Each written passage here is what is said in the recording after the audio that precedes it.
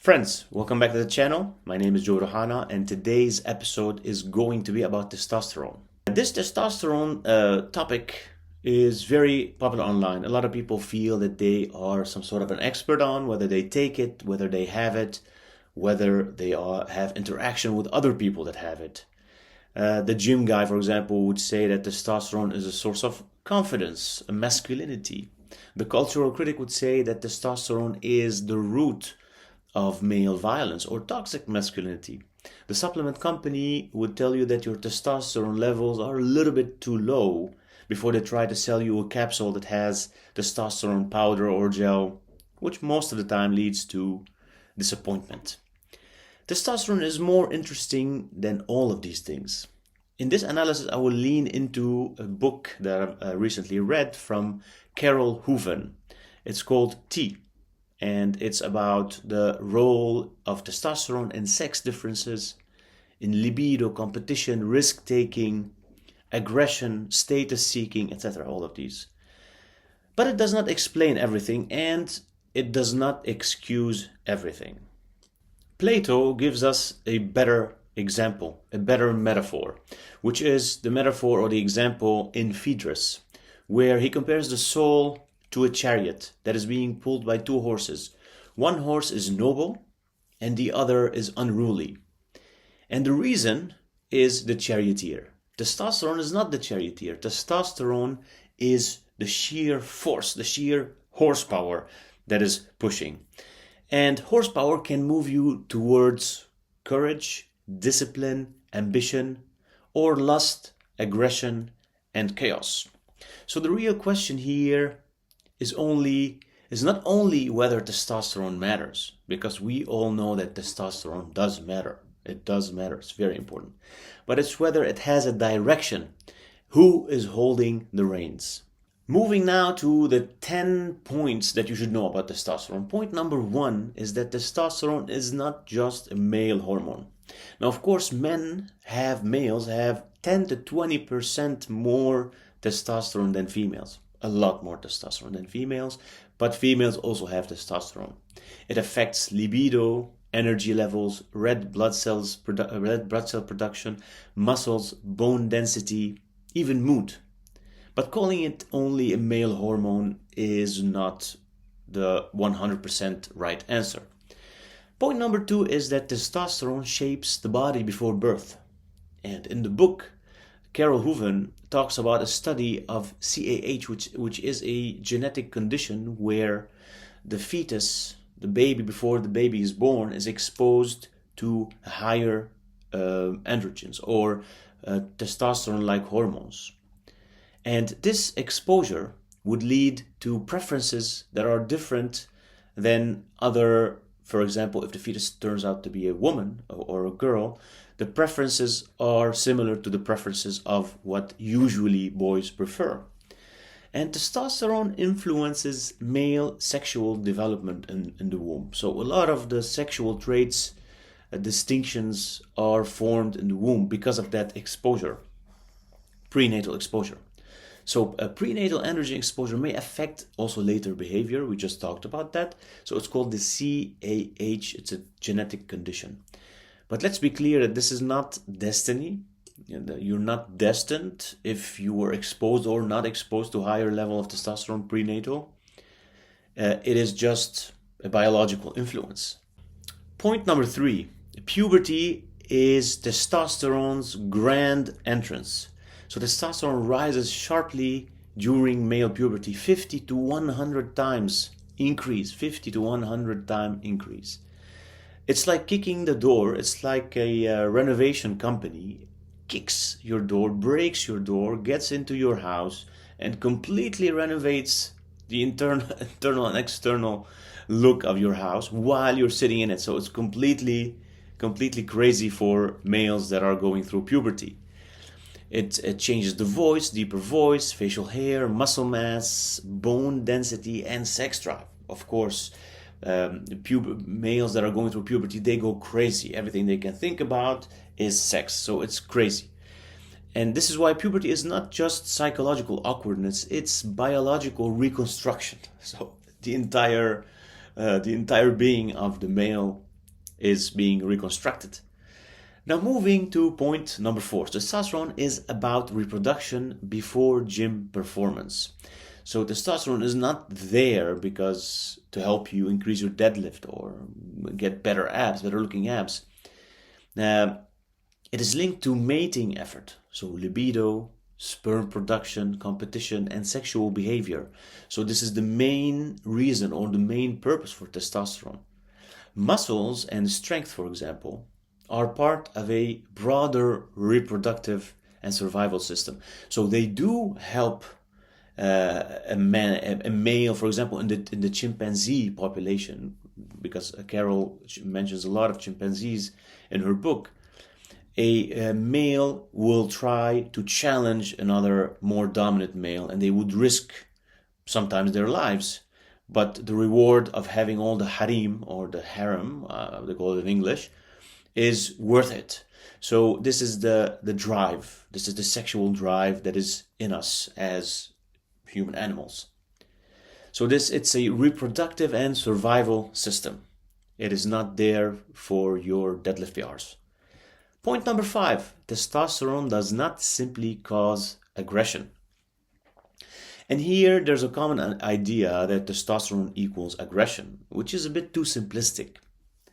I'll give you an example to better frame it and better help you understand. So imagine you're an asshole, okay? If you're an asshole, not you that's looking and watching, but someone else, if someone is an asshole, and then they take testosterone, they will be an asshole on steroids. We say when someone is exaggerating or being an asshole that they're on steroids, because it just increases and amplifies what's already there. It does not create something that is not already there. So testosterone increases sensitivity to status, of course, dominance, of course, competition 100%, and threat.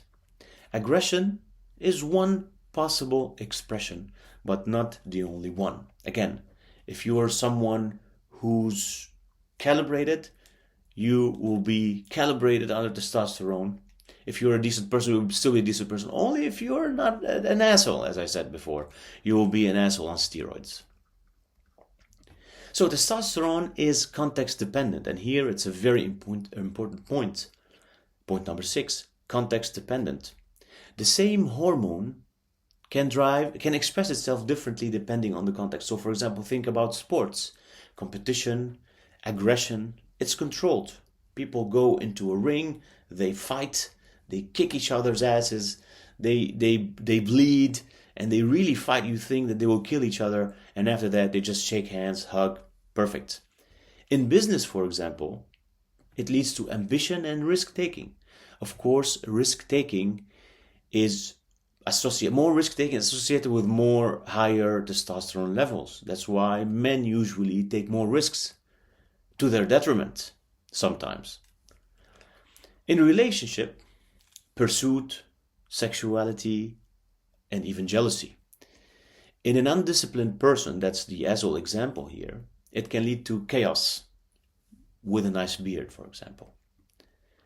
So point number 7 is testosterone can increase risk-taking. And here we're double-clicking on the risk-taking aspect, and I will mention a study from the book Apicella from 2008, Testosterone and Financial Risk Preferences.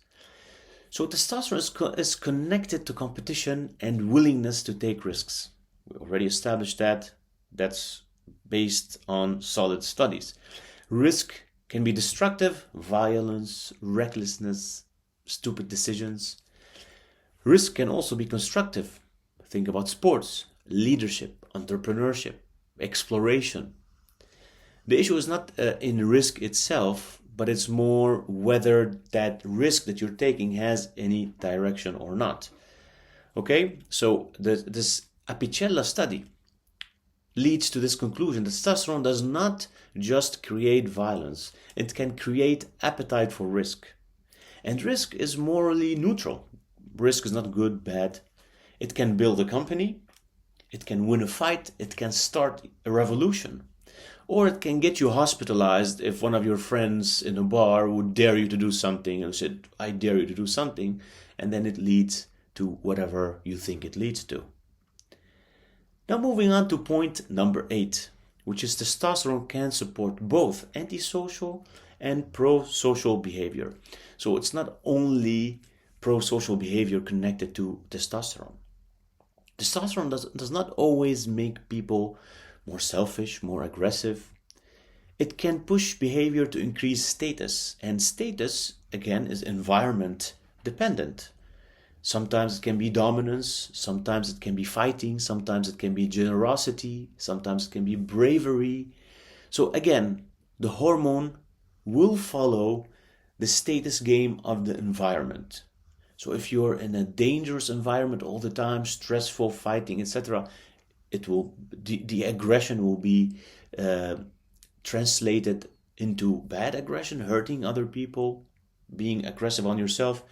If the environment is controlled and you're somewhere where you can be creative, you can take risks, calculated risks, people are helping you, etc., it can lead to good outcomes.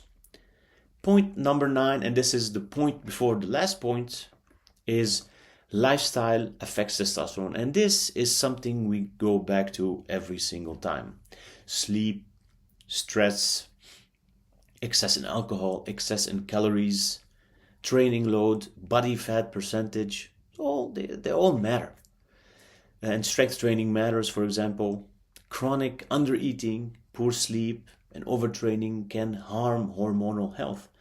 That is why, for example, excessive fat can harm hormonal health. Even the decrease or very little amount of fat that is below normal or very low, close to dangerous, can also affect hormonal health. So most testosterone boosters, to be clear, don't work. Okay, most testosterone boosters supplements don't work.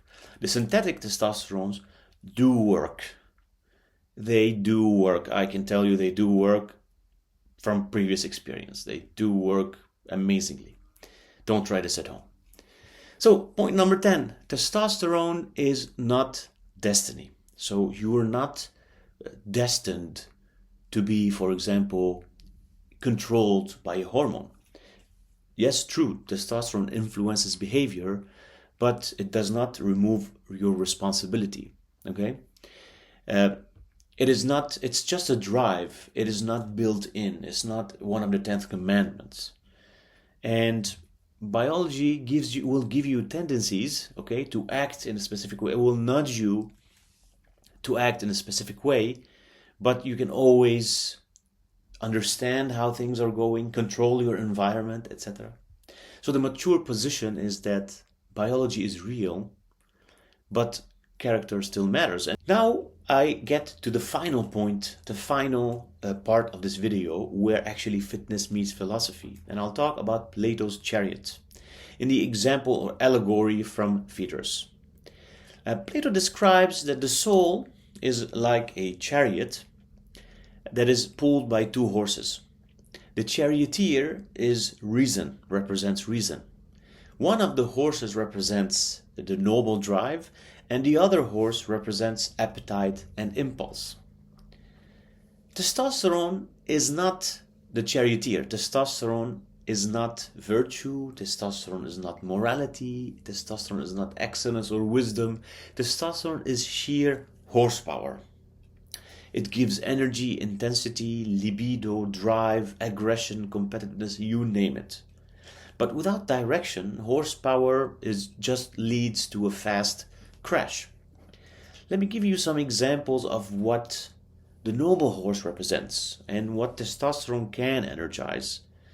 Courage, discipline, ambition, protection, leadership, healthy competition, sports, market, physical excellence, and self-overcoming. This is very important. On the side of the unruly horse, on the side of the impulses, on the side of lust, vanity. So what testosterone can energize on the side of the unruly horse is lust, vanity, recklessness, aggression, obsession with dominance, jealousy, status insecurity, and impulsive decision making. So the charioteer, who's driving the chariot, is reason and discipline. And who should hold the reins, who should be in control, is reason. The goal is not actually to kill instinct, to suppress instinct. The goal is to govern it. And testosterone gives the force. Testosterone only gives the force. What guides it is discipline. We talk about this all the time. Masculinity is not having strong horses, but is knowing how to direct and how to drive those horses. The horses that you have, you need to understand how to drive them. Now, closing after these beautiful, interesting words from Plato and the chariot's example, just have to clarify that male energy or too much testosterone is not the problem, but the problem is with too much male energy, for example, without direction. The lack of direction is what is causing problems. Biology itself gives you the drive, and in my opinion, philosophy helps you ask the question of who's holding the reins. Philosophy complements biology in the sense that it doesn't negate it. It doesn't say, no, biology does not exist. But with what exists, what is there, how to understand and how to reflect and how to ask the right questions. And a misconception that strength, ultimate and unruly strength, is complete freedom, which is, in my opinion, the opposite. Too much strength without reason is just you become dragged by your lack of reason. You become dragged by your impulses, and this is dangerous. Character and discipline are what drives the chariot, or they decide which direction the chariot goes. Testosterone itself is just pure horsepower. I hope you found this video interesting.